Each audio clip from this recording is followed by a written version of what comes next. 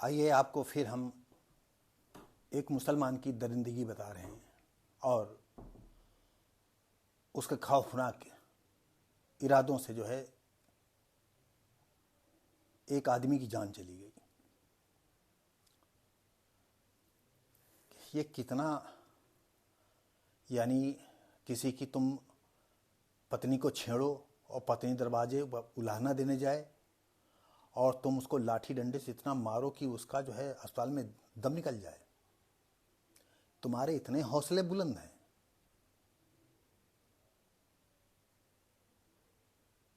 समझ में नहीं आता है कि तुम्हारे हौसले कैसे टूटेंगे। तुम्हारे हौसले जरूर टूटेंगे, क्योंकि अब मोदी और योगी की सरकार है। अब कांग्रेस, सपा और बसपा की सरकार नहीं है। ऐसी सिचुएशन में आप अच्छी तरह समझ सकते हो। आइए आपको बता दें, एक गांव की गरीब औरत, लड़की, नई बहू बकरियां चराने जाती है और गांव का ही एक मुस्लिम जंगल में उसे पकड़ लेता है, छेड़छाड़ करता है। अगर वो चीखती नहीं तो अगल बगल खेतों के आदमी ने दौड़ते और वो भागता भी नहीं।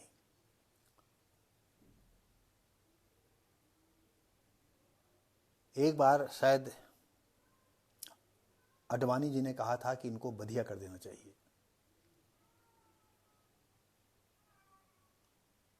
तो जो इस तरह के लोग हों, हकीकत में ऐसे करना चाहिए। ये नहीं कि ये हिंदू हैं, मुसलमान हैं, कोई हो, क्यों ये शैतानी प्रवृत्ति तो औसतन सब में होती है। कब किसका खूंखारपन जग जाए, कब वो भेड़िया बन जाए, कब आदमखोद भेड़िया बन जाए, इसका नहीं कहा जा सकता है। तो साथियों, अब आपको हम बताते चलें कि जो है इतना मारा कि उसको स्वास्थ्य केंद्र ले गए। स्वास्थ्य केंद्र वालों ने रेफर कर दिया जिला अस्पताल को। ये उन्नाव जिले की ही घटना है।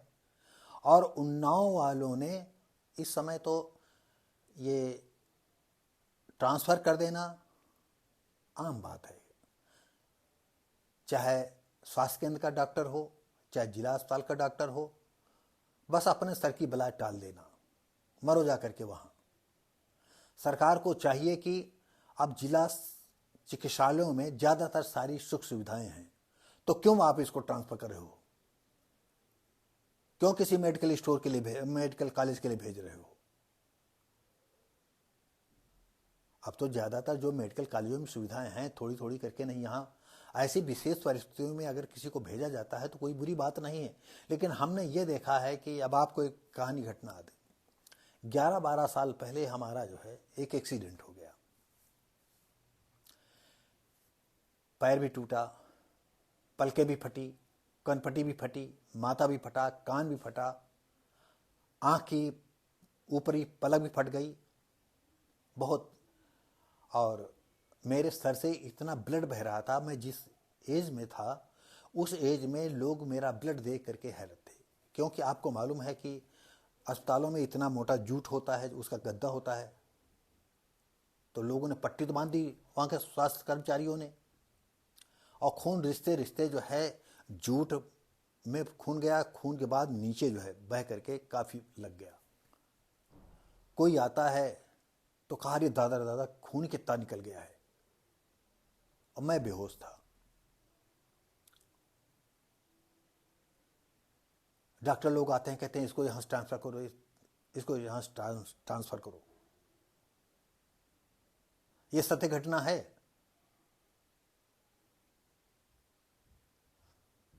हमारी पत्नी ने जो है यहीं डिस्ट्रिक्ट हॉस्पिटल में एक पोस्टेड थे आर्यन रावत, उनका लड़का बड़ा वाला भीम रत्न जो है IRS में सेलेक्ट हुआ था। तो आप जानते हो किसी का बच्चा अगर अच्छी जगह पर सेलेक्ट हो जाता है तो हमारे सहयोगी वर्ग या हमारे से जो ऊंचे पदों पर हैं वो थोड़ी प्राथमिकता देते हैं।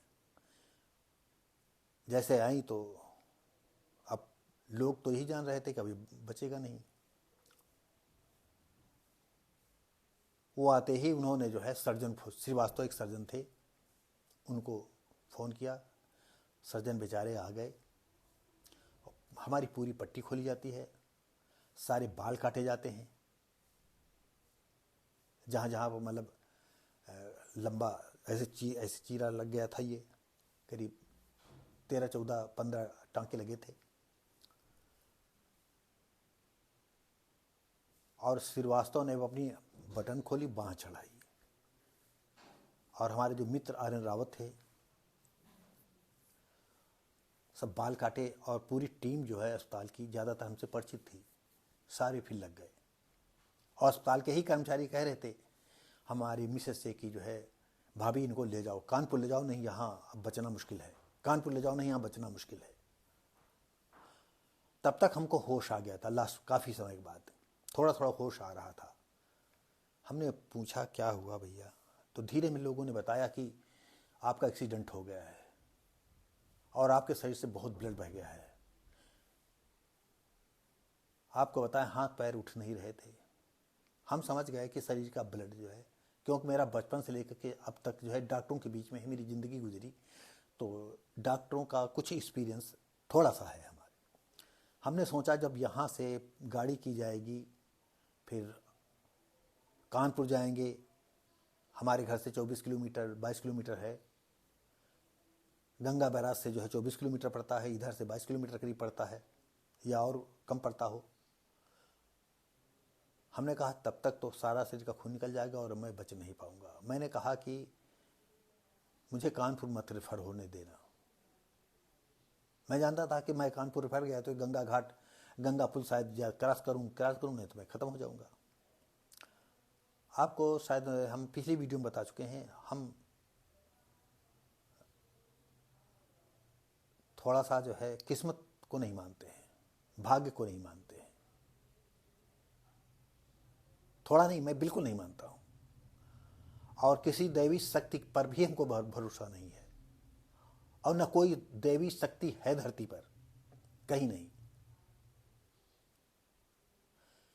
इस मामले पर हम आपको एक ऐसी घटना बताने जा रहे हैं कि आप जो एनिमल प्लैनेट वगैरह चैनल चलते हैं देखा होगा। एक मैं चैनल देख रहा था कि भैंसों के झुंड को कई शेर रपटाते जा रहे हैं।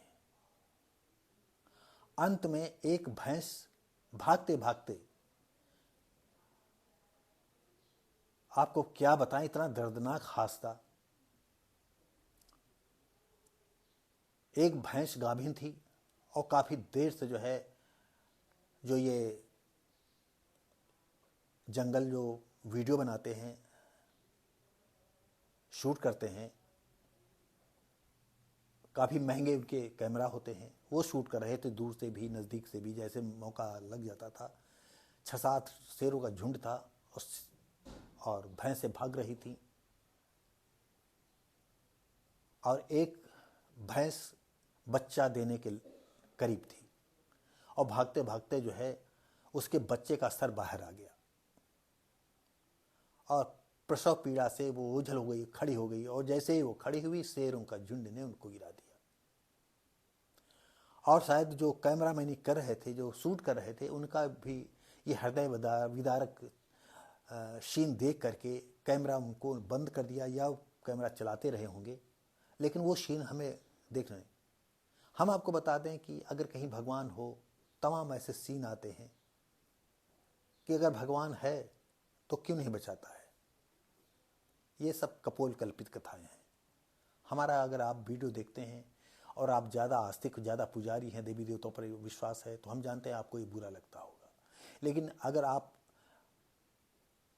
अपने दिमाग के चक्षु खोलेंगे तो आपको लगेगा बिल्कुल सही बात है। खैर, तो साथियों, हम आपको बता दें कि डॉक्टर लोगों ने जो है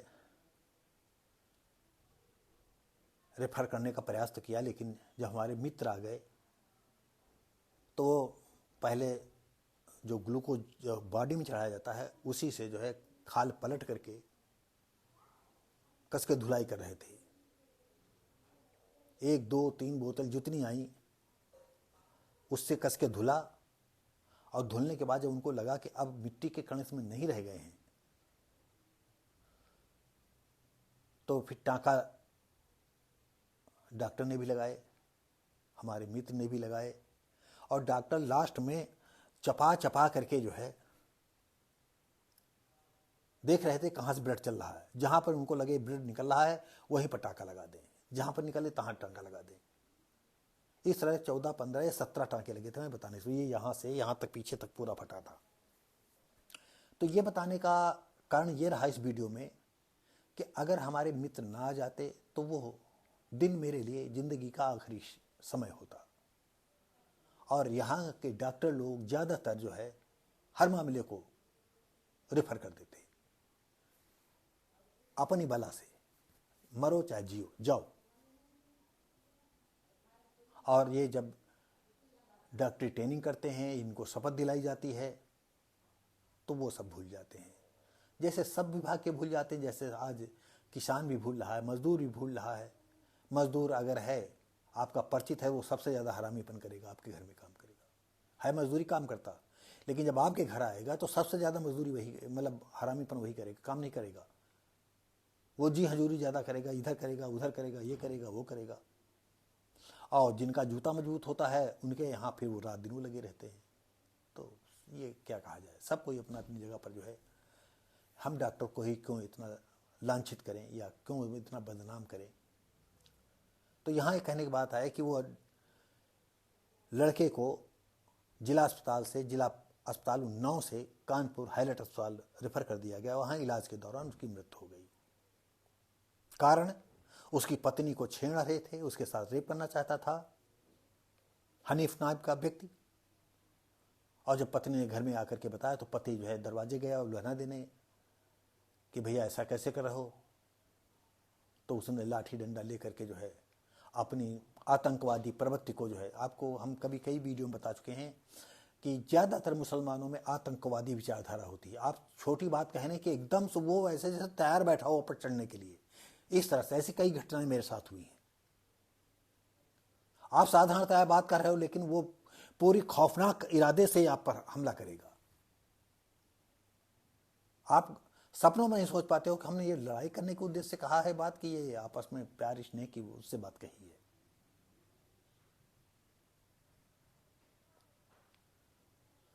तो साथियों, आपको हम और बता दें कि बेहटा मुजावर थाना क्षेत्र के गांव की महिला बकरियां चराने गई थी और हनीफ जंगल में मौका लगाया होगा पहले से,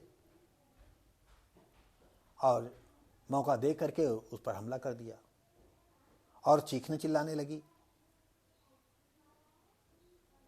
आप भी जानते हो कि औरत अगर जल्दी जल्दी कुछ थोड़ा सा साहस बटोर ले तो जल्दी जल्दी आदमी बेहोश, यानी उसके साथ रेप नहीं कर पाएगा। क्यों, जब तक उसके हाथ पैर चलेंगे तो वो रेप करने की स्थिति में नहीं रह पाएगा। गांव मतलब आसपास जो खेतों में आवाज़ सुनी, लोग दौड़े, तब वो भागा। पति गया उलाहना देने तो उसको लाठी डंडा पीट दिया।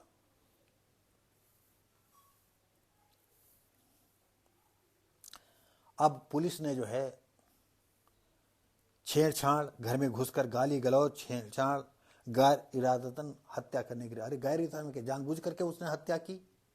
वो नहीं जान रहा है हम जिस लाठी से, जिस मजबूत डंडे से हम पीट रहे हैं तो बचेगा। उसको तो आतंकवादी प्रवृत्ति उसकी है, वो तो चाहता था साला ये मरे।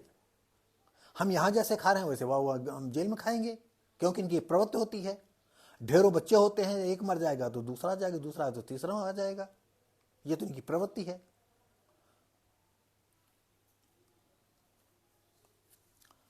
इस समय वो पुलिस ने उसे गिरफ्तार किया और इन दफाओं में उसका चालान कर दिया।